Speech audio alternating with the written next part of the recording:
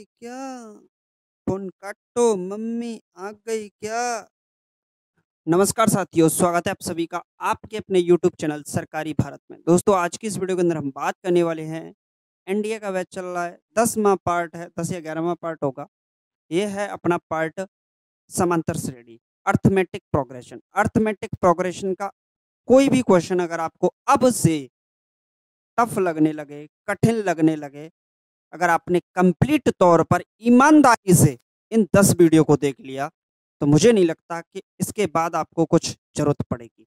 हाँ, 1-2 वीडियो और ज़रूरत पड़ेगी तो मैं आपके लिए लाता रहूँगा। लेकिन आज की 10वीं वीडियो आपके लिए एक नया नंबर, मतलब 1 नंबर आपका पक्का करने वाली है। अगर आपने प्रीवियस वीडियोज़ को नहीं देखा है तो उनको ज़रूर देखिएगा, क्योंकि बेसिक आपको वहीं से मिल सकता है। तो दोस्तों, सबसे पहले तो अगर आप एयरफोर्स की तैयारी कर रहे हैं, नेवी की तैयारी, एसएसआर की, डबल ए की तैयारी कर रहे हैं, एनडीए की तैयारी कर रहे हैं, टीजीटी पीजीटी की तैयारी कर रहे हैं, या फिर जेईई एडवांस की तैयारी कर रहे हैं, तो आप लोग इस चैनल को सब्सक्राइब कर दीजिए, क्योंकि ये चैनल आपके लिए बेस्ट बेस्ट है। एनडीए के स्टूडेंट तो चैनल को सब्सक्राइब किए बिना जाएंगे ही नहीं, ये तो पक्का है, क्योंकि उन्होंने तो अगर एक बार कंटेंट को पढ़ लिया, डिफेंस वालों ने कंटेंट को पढ़ लिया, तो ये मान लीजिए 100% आपके एग्जामिनेशन का यहाँ से कुछ ना कुछ फायदा होने वाला है। तो दोस्तों, आप सभी को बता दूं, अगर आप इस चैनल पर नए हैं तो चैनल को सब्सक्राइब कीजिएगा। आज हम बात करते हैं अर्थमेटिक प्रोग्रेशन, समांतर श्रेणी के लगभग 4-5 सवाल हैं जो कि एग्जामिनेशन में फंसते हैं। चलिए, तो स्टार्ट करते हैं आज की इस वीडियो को।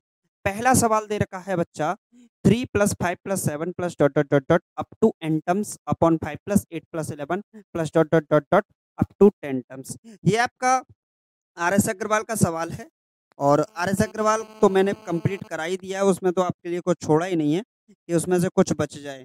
तो क्वेश्चन नंबर ये शायद ऐसा ही है कुछ, आप लोग चेक कर लीजिएगा, वहां पर आपको मिल जाएगा। चलिए, तो क्वेश्चन क्या है, आपको n पदों का जो योगफल होता है इसका फॉर्मूला बता देते हैं। n पदों का योगफल, इसका फॉर्मूला होता है n/2 2a plus n-1 into D. ये पहला फॉर्मूला होता है। दूसरा फॉर्मूला Sn बराबर होता है n/2 a प्लस एल। क्या होता है? n/2 a plus L. तो दो फॉर्मूले होते हैं आपके। पहला फॉर्मूला होता है Sn बराबर n/2 2a plus n-1 into D, और सेकंड फॉर्मूला होता है Sn बराबर n/2 a प्लस एल। दोनों फॉर्मूले से किसी का भी यूज कर सकते हो, लेकिन फर्स्ट फॉर्मूला आपके लिए इस सवाल के लिए ज़्यादा बेहतर होने वाला है। चलिए, बात करें n पदों का योगफल क्या होगा यहाँ पर, तो हम यहाँ पर देखें तो up to n terms, n पदों का योगफल n/2 2a, a की वैल्यू कितनी है 3, प्लस n-1 इंटू डी की वैल्यू कितनी है, 5 में से 3 गया तो 2। मुझे उम्मीद है यहाँ पर बताने की जरूरत नहीं पड़ेगी, इतना ज़्यादा बेसिक भी अब आपको बताने की जरूरत नहीं है, क्योंकि आप एनडीए के स्टूडेंट हो तो आप इतना तो समझ ही सकते हैं। अपॉन ये क्या है, अप टू 10 टर्म्स, तो n की वैल्यू होगी 10/2 प्लस 2 a की value 5 plus n-1 into D की वैल्यू जो है वो आपकी 3 है। बराबर में क्या होगा बच्चा, तो बराबर में आपका 7 दे रखा है। क्या दे रखा है बच्चा? 7। बात करें, 2 से 2 को कैंसिल आउट कर सकते हैं, तो ये हो जाएगा आपका n, 3 दूनी 6, 3 2 जा 6 प्लस 2n माइनस का 2, ये बनेगा। सेकंड वाला जो पार्ट बनेगा वो आपका बनेगा 10, और यहाँ से 5 दूनी 10 प्लस 3n माइनस का 3, बराबर में कितना है? 7 है बच्चा। तो ये कितना हो जाएगा आपका n, और 2n प्लस का 4 अपॉन ये आपका 10 बनेगा, और ये 3n माइन प्लस का 7 बनेगा। बराबर में कितना दे रखा है बच्चा? 7 दे रखा है।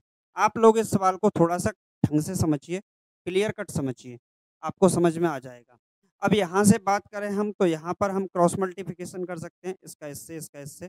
तो इसके नीचे 1 मानेंगे तो ये क्या होगा, n 2n प्लस का 4 बराबर 7 धाड़े 70, और ये हो जाएगा 3n प्लस का 7। मल्टीप्लाई करेंगे तो 2n स्क्वायर प्लस का 4n बराबर में होगा 7 या 21 210 n प्लस का 7 7 49 490। थोड़ा सा बड़ा बन रहा है, आप लोग समझिए इस बात को। ठीक, कोई दिक्कत हो तो बताइए। यहाँ पर अगर हम देखेंगे तो ये बनेगा 2n स्क्वायर, इसको इधर ले आएंगे तो ये बचेगा आपका 206n और इसको भी इधर ले आएंगे तो 490 बराबर 0। 2 से कैंसिल आउट करेंगे तो ये बनेगा 103 बार और ये जाएगा 2 दूनी 4, 2 चौके 8, 2 पंजे 10। तो एन स्क्वायर माइनस का 103 एन माइनस का 245 बराबर का 0। अब 245 के ऐसे फैक्टर करिए, 245 के ऐसे फैक्टर करिए कि जो आपका 245 के ऐसे फैक्टर करिए कि आपका माइनस करके कितना आ जाए बच्चा, 103 आ जाए। माइनस करके कितना आ जाए बच्चा, 103 आ जाए। ठीक, तो आप लोग फैक्टर करेंगे किसका, इसी का। तो जो n की वैल्यू निकलेगी, जो n की वैल्यू निकलेगी वो क्या आएगी,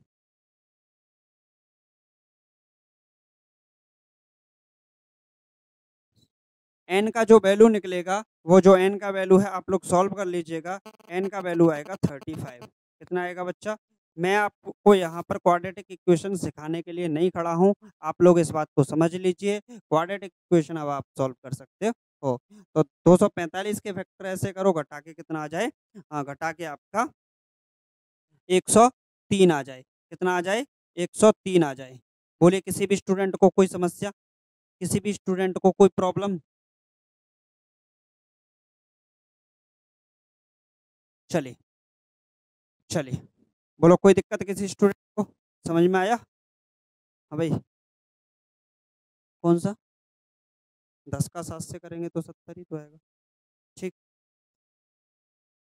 चलिए भाई नेक्स्ट क्वेश्चन देखते हैं।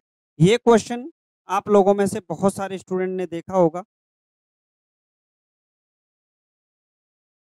आप लोगों में से बहुत सारे स्टूडेंट ने इस क्वेश्चन को जरूर देखा होगा। और इस क्वेश्चन को जब भी आप करते हो तो आप अगर इसको पैटर्न से करोगे, जो मैं आपके लिए क्वेश्चन लिख रहा हूँ, तो ये थोड़ा सा लेंथी क्वेश्चन बन जाएगा। और अगर आप इस क्वेश्चन को किससे करते हो, अगर आप इस क्वेश्चन को करते हो अपने शॉर्टकट मेथड से, जो मैं आपको सिखाने वाला हूं, तो आपका ये आसान हो जाएगा। चलिए मैं बुक से ही लिख देता हूं क्वेश्चन। क्वेश्चन है आपका RS अग्रवाल का 104। ये क्वेश्चन बहुत ज्यादा स्टूडेंट के द्वारा मुझसे भी पूछा जाता है। क्वेश्चन है, if the pth qth and rth term of an AP is B A comma B comma B comma C respectively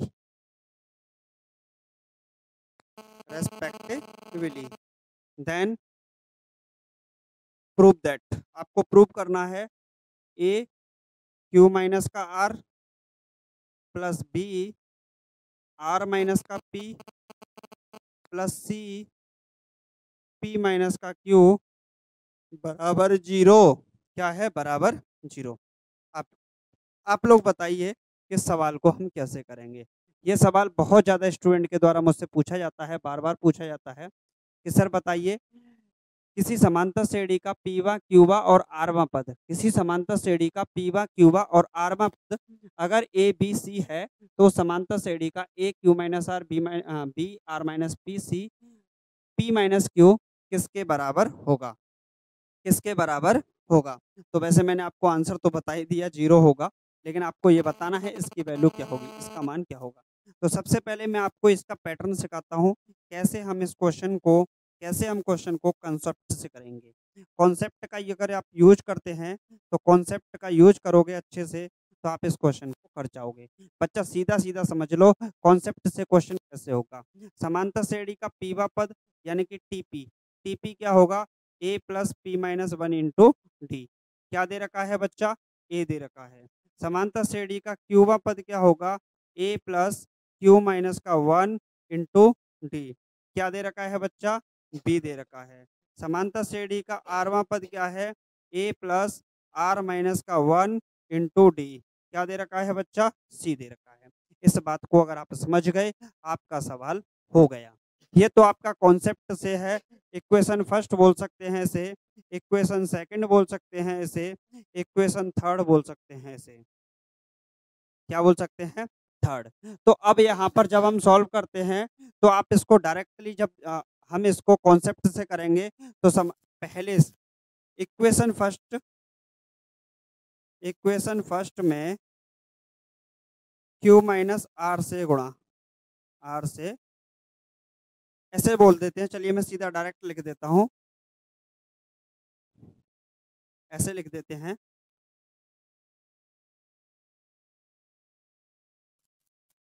Q minus are समीकरण 2 में आर माइनस पी तथा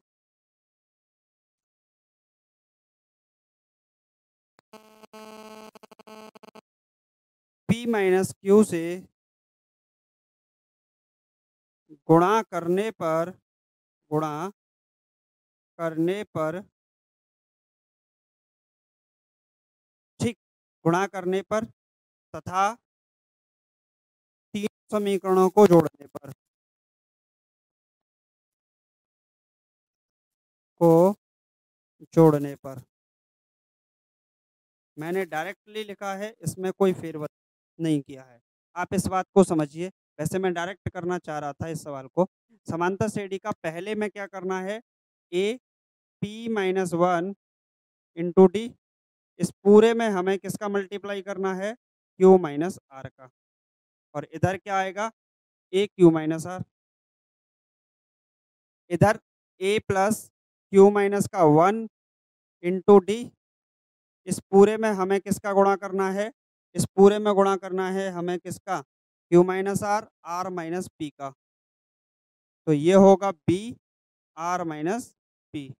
इधर गुणा करना है a plus p q r, are minus one into D, इस पूरे में गुणा करना है हमें पी माइनस क्यू का, बराबर सी पी माइनस क्यू। इस बात को समझिए। समीकरण तीनों हैं, तीनों के तीनों समीकरण के अंदर गुणा कर दिया। अब इन समीकरणों को गुणा करने पर, जोड़ने पर, क्या लिखा मैंने, जोड़ने पर, यही तो लिखा। तो पहला समीकरण था, दूसरा था, तीसरा था। इस बात को हम लिख देंगे इधर, a q minus r plus b r minus p plus c p minus का क्यू, बराबर क्या आएगा, इस पूरे को जब हम गुणा करेंगे, इसका इससे, इसका इससे, इसका इससे, और सब कुछ जोड़ेंगे तो सब कुछ कैंसिल आउट हो जाएगा और आपका आंसर बच्चा क्या आ जाएगा, 0 आ जाएगा। तो एक लेंथी पार्ट पड़ जाएगा, थोड़ा सा लंबा हो जाएगा क्वेश्चन। अगर आप इस क्वेश्चन को कॉन्सेप्ट से करते हैं तो ये कॉन्सेप्ट इसको करने का है। इस तरीके से आप इस सवाल को निपटा सकते हैं। ठीक, अब मैं इस सवाल का आपको सिखाने वाला हूँ ट्रिक। पहले मैंने आपको इसका फुल कॉन्सेप्ट बताया, अब इसका मैं फुल ट्रिक के माध्यम से आपको समझाऊंगा। बच्चा सीधा सीधा समझ लो, अब इसका ट्रिक क्या होगा, क्या होगा ट्रिक। बच्चा ट्रिक क्या होगा, तो इस समांतर श्रेणी में पीवा क्यूवा आरवा पद क्या दे रखा है, पीवा पद, क्यूवा पद और आरवा पद। अगर हम पी क्यू आर की जगह पर मान लें पी का मतलब फर्स्ट टर्म और क्यू का मतलब सेकंड टर्म और पी क्यू आर, आर का मतलब थर्ड टर्म, किसी समांतर श्रेणी का पहला दूसरा तीसरा पद, किसी समांतर श्रेणी का पहला दूसरा तीसरा पद अगर आपको दे रखा हो, पहला पद 2, दूसरा पद 4 और तीसरा पद 6, भाई ये तो टर्म है, इनको आप कुछ भी मान सकते हो, पी क्यू आर को कुछ भी मान सकते हैं, पहला टर्म, दूसरा टर्म, तीसरा टर्म, ऐसे मान लीजिए। ऐसे भी मान सकते हो, दूसरा पद, तीसरा पद, चौथा पद, ऐसे भी मान सकते हो, चौथा पद, आठवां पद, 12वां पद, कुछ भी मान सकते हो। तो किसी समांतर श्रेणी का पहला, दूसरा और तीसरा पद अगर 2, 4 और 6 है, भाई यही तो बोला है इसने, टी पी बराबर ए, टी क्यू बराबर बी और टी आर बराबर सी। तो इसका मतलब हम इसको ऐसे लिख सकते हैं कि नहीं, अब T1 बराबर 2, T2 बराबर 4 और T3 बराबर कितना है 6। तो मैंने इसको समांतर श्रेणी में ले लिया क्योंकि उसने बोला था कि ABC समांतर श्रेणी में है। किसी समांतर श्रेणी के पीवे क्यूवे आरवे पद पीवे क्यूवे आरवे पद ABC में है तथा समांतर श्रेणी में है, तो इसको सिद्ध करो।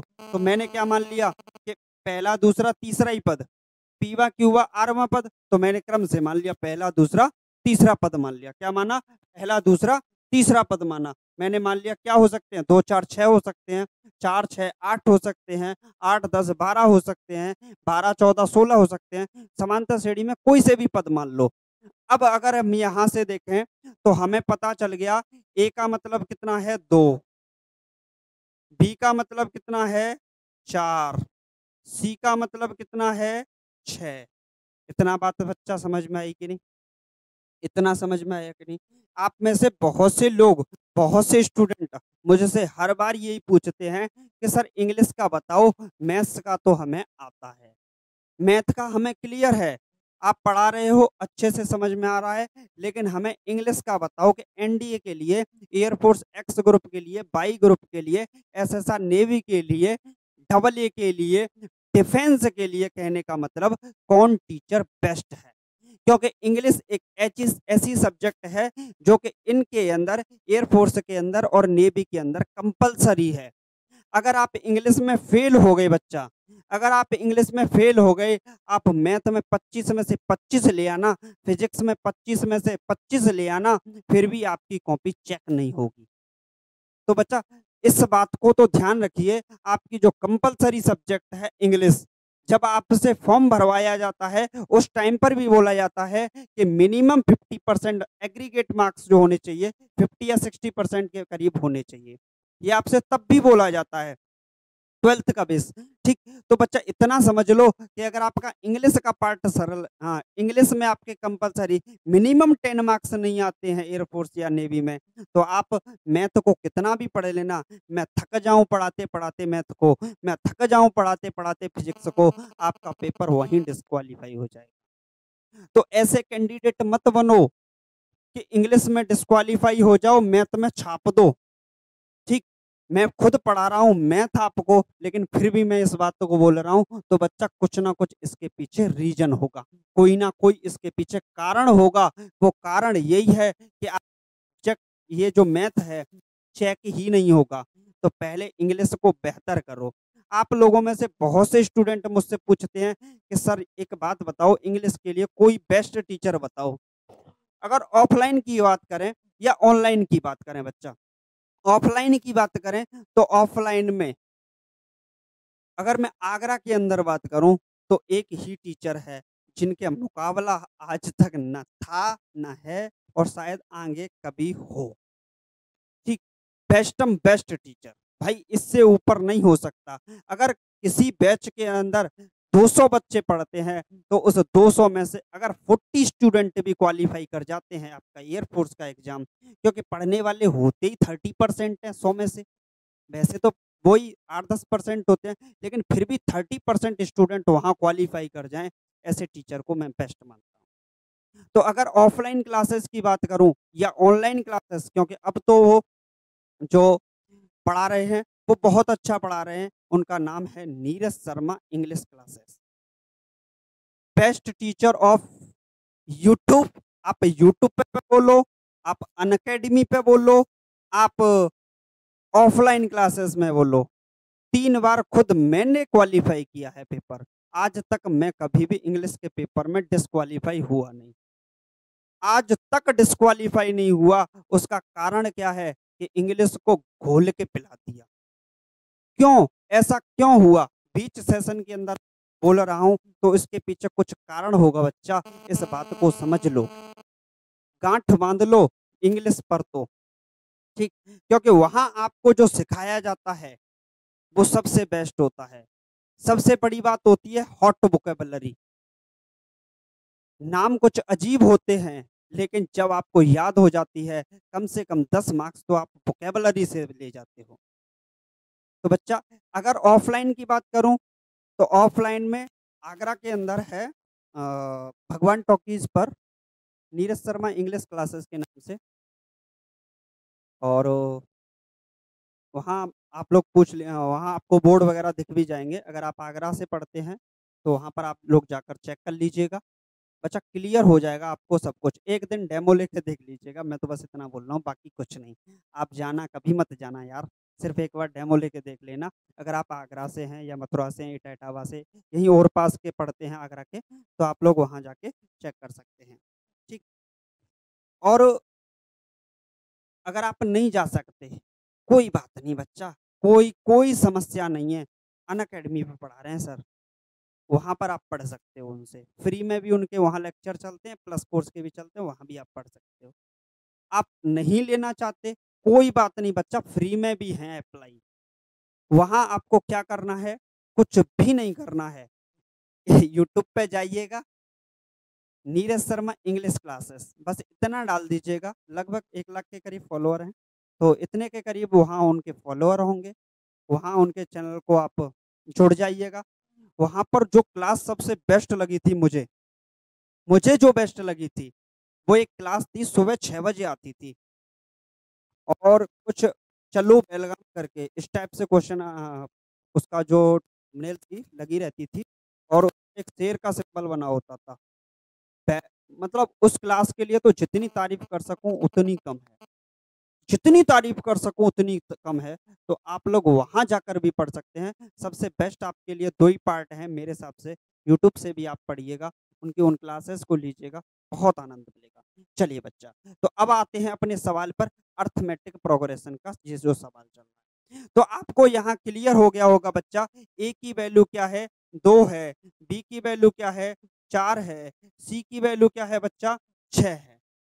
ए की वैल्यू 2, बी की वैल्यू 4 और सी की वैल्यू बच्चा कितनी है, 6। अगर हम बात करें पी की वैल्यू 1, क्यू की वैल्यू 2 और आर की वैल्यू बच्चा कितनी है, 3। आर की वैल्यू कितनी है, 3। आपको कुछ भी नहीं करना, जो आपका सवाल दे रखा है कॉन्सेप्ट समझ में आ गया। आपको अगर कॉन्सेप्ट समझ में आ गया तो अब आपका सवाल निपट जाएगा। अब यहां से ए की वैल्यू क्या दे रखी है बच्चा, ए की वैल्यू 2। क्यू की वैल्यू कितनी है बच्चा, क्यू की वैल्यू 2 माइनस आर की वैल्यू कितनी है, आर की वैल्यू 3 प्लस बी की वैल्यू कितनी है, तो बी की वैल्यू है 4, आर की वैल्यू 3 माइनस पी, पी की वैल्यू 1 प्लस सी की वैल्यू, तो सी की वैल्यू है बच्चा यहाँ पर सी की वैल्यू 6। पी की वैल्यू कितनी है, तो पी की वैल्यू है 1 माइनस क्यू की वैल्यू कितनी है, तो क्यू की वैल्यू है 2। बोलो किसी भी स्टूडेंट को कोई समस्या। ये वो क्वेश्चन है जो आपको हर बार एग्जामिनेशन में आएगा, टक रहेगा। तो यहाँ से हम सॉल्व करेंगे 2, ये बचेगा -1 प्लस 4 और ये बचेगा बच्चा 2, ये 6 और ये मल्टीप्लाई का -1। बोलो किसी भी स्टूडेंट को कोई समस्या।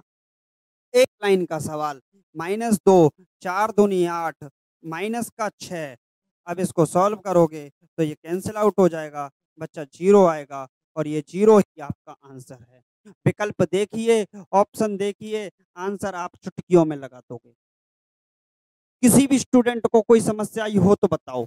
मैंने आपको समझाया है, इसका कॉन्सेप्ट बताया है, फुल कॉन्सेप्ट बताया है, फिर उसके बाद ट्रिक बताई है। इस वजह से इतना टाइम लगा है, लेकिन ये सवाल मात्र 4 से 5 सेकंड का क्वेश्चन था। आपको एबीसी 1 2 3, एबीसी 2 4 6, पीक्यूआर 1 2 3 मानना था, इसी में पुट कर दो। ना मानने की जरूरत है, ना कुछ भी जरूरत है। आपको बस 1 2 4 6, फिर यहाँ जो आपकी वैल्यू है पी क्यू आर की 1 2 3 करके उनको पुट करना है। आंसर आपका चुटकियों के अंदर आपकी झोली में होगा। बच्चा समझ में आया सवाल, समझ में आया कि नहीं क्लियर, कोई दिक्कत सवाल के अंदर, कोई समस्या। चलिए नेक्स्ट क्वेश्चन की ओर चलते हैं। तो नेक्स्ट क्वेश्चन है अपना, चलिए फ्रेंड्स, तो आज की इस वीडियो के अंदर 2 ही क्वेश्चन कर पाएंगे क्योंकि वीडियो को अपलोड भी करना है, थोड़ा सा इसके अंदर डाटा की प्रॉब्लम होती है। तो मिलते हैं नेक्स्ट वीडियो में। Thank you for watching this video. Video को लाइक करिएगा, वीडियो को शेयर करिएगा, चैनल को सब्सक्राइब यार करना बिल्कुल मत भूलिएगा। अगर आप एनडीए के स्टूडेंट हैं तो चैनल को सब्सक्राइब जरूर कीजिएगा। 2 क्वेश्चन हैं, 2 क्वेश्चन आपकी ज़िंदगी बदल सकते हैं। 2-2 क्वेश्चन से अगर आपने 10 वीडियो भी ले लिए तो आपका हो गया काम। चलिए मिलते हैं नेक्स्ट वीडियो में। Thank you for watching this video.